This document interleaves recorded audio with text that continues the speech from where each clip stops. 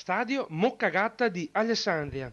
101 ragazzi del settore giovanile della società piemontese entrano in campo con in mano palloncini per festeggiare il compleanno della società grigia. 101 anni dalla nascita quindi, ma non solo, anche le 163 presenze del portiere Andrea Servilli che eguaglia il grande ex portiere Nobili. Al centro del campo il neopresidente Luca Di Masi, insieme a una mega torta preparata per l'occasione, dà il via ai festeggiamenti. Clima ostile quindi per il Bassano Virtus che trova una tifoseria agguerrita in questo giorno di festa.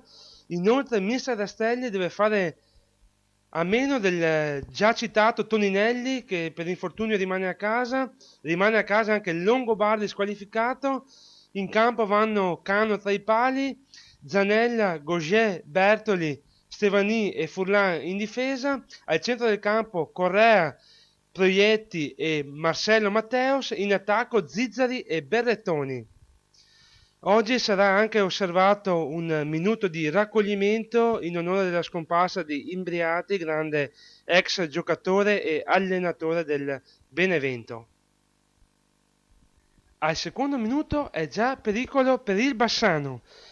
Dalla destra Roselli crossa al centro dove Rossi di testa fa sponda per Degano che da buona posizione cicca la sfera consentendo il recupero della retroguardia giallorossa.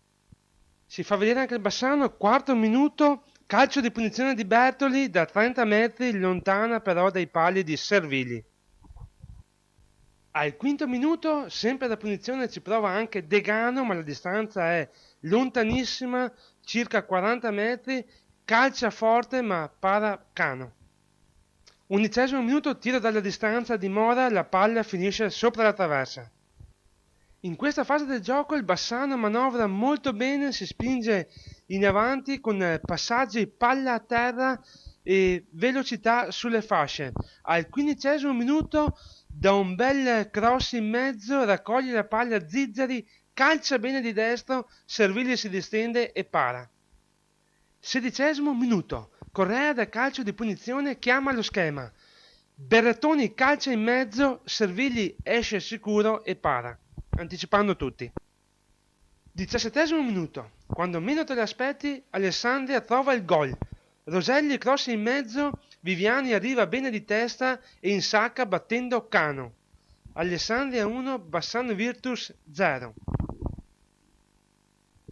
Il Bassano non sta a guardare e riparte subito a testa bassa.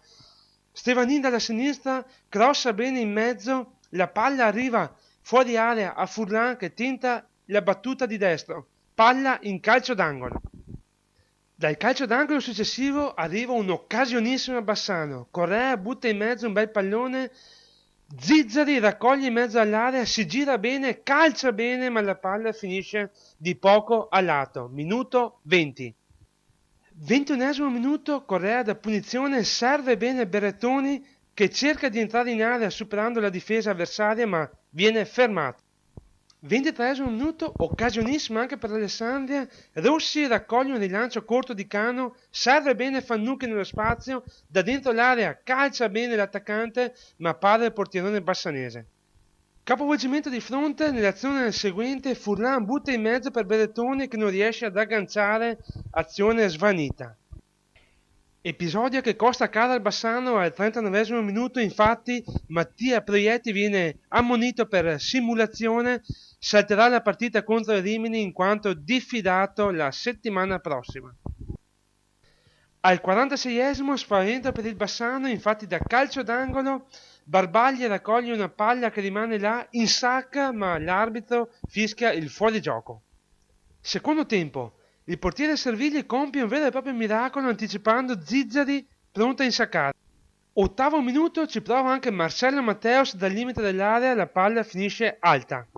Bassano volta all'attacco in questa fase del gioco, al 10° minuto è Francesco Zizzari a calciare bene in porta, para Servilli. 12° minuto, bel cross di Berrettoni, né Zizzari né Maestrelli arrivano in tempo, Zanella calcia ma la difesa sventa l'attacco mettendo palla fuori. 22esimo minuto, altra punizione Bassano sulla palla, Berrettoni e Correa, calcia l'argentino di sinistro, si distende Servili e para. 24esimo minuto, cross di Correa dalla tre quarti, Zizzari arriva bene di testa, colpisce male a lato. Al 26esimo minuto, Barbaglia tu per tu con Cano spara alto mangiandosi il gol del possibile 2-0. Al 28esimo minuto è Andrea Cano a salvare la porta giallo-rossa, infatti esce con tempismo portando via palla a Ferretti. 32esimo minuto, Berrettoni dalla destra calcia bene ma Servilli para. 36esimo minuto, contropiede del Bassano, il cross di Correa è per Maestrello che non riesce ad inquadrare la porta, la sfera giunge a Berrettoni che spara a lato. 39esimo minuto, capovolgimento di fronte, Ferretti entra in area dalla sinistra, calcia bene, Cano ci mette un guantone e devia la palla in calcio d'angolo. Al 42esimo minuto l'Alessandria invoca il calcio di rigore, Ferretti cade in area tra due difensori, ma l'arbitro valuta simulazione e quindi ammonisce l'attaccante. Da questo punto non succederà più nulla, l'arbitro dopo 4 minuti di recupero fischia alla fine, Alessandria batte Bassano 1-0, il Bassano scivola al sesto posto e deve tornare a fare punti domenica prossima in casa con i Rimini. Mister Carlo Rastelli, una sconfitta che pesa, una partita giocata non malissimo, più forte dell'Alessandria forse. Sì, hai fatto giustamente l'analisi perfetta di questa partita. Non abbiamo fatto male, non è stata una partita giocata male da noi, ma abbiamo trovato dall'altra parte una squadra che ci ha messo in difficoltà, una squadra sicuramente motivata, spinta anche da questa gente che ha incitato la squadra per 90 minuti.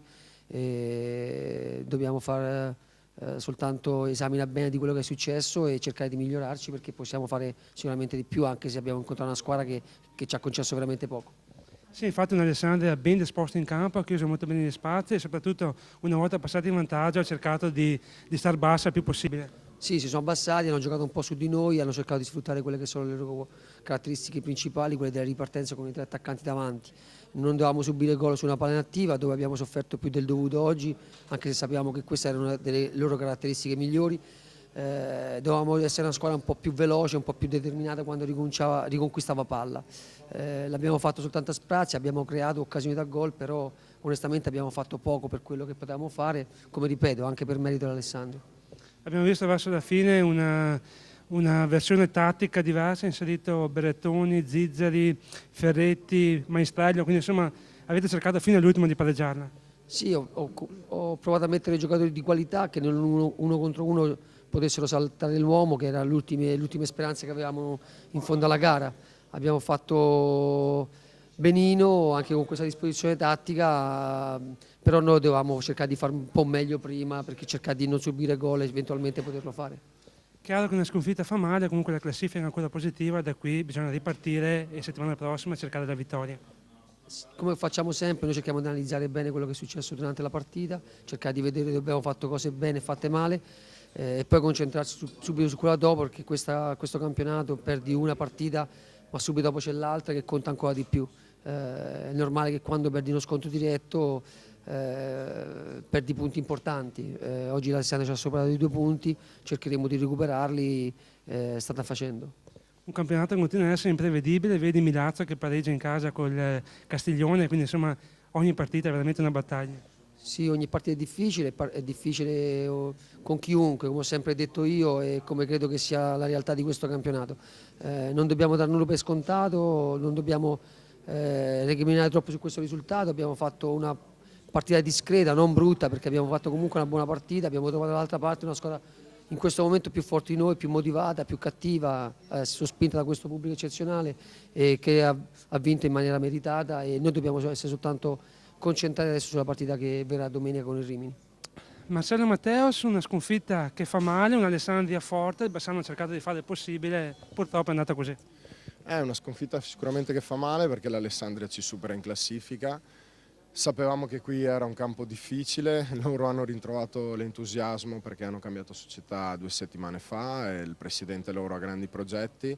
Oggi il pubblico li ha trascinati perché qui la gente è attaccatissima alla squadra e purtroppo noi siamo stati molto ordinati, però secondo me abbiamo fatto un po' fatica a verticalizzare perché loro si chiudevano bene e soprattutto forse dovevamo essere un po' più incisivi nei metri finali.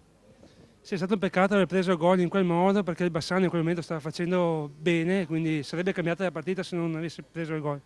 Purtroppo come sempre gli episodi cambiano le partite, fanno la differenza e siamo stati disattenti purtroppo nel calcio d'angolo e abbiamo preso questo gol che poi ha deciso la partita.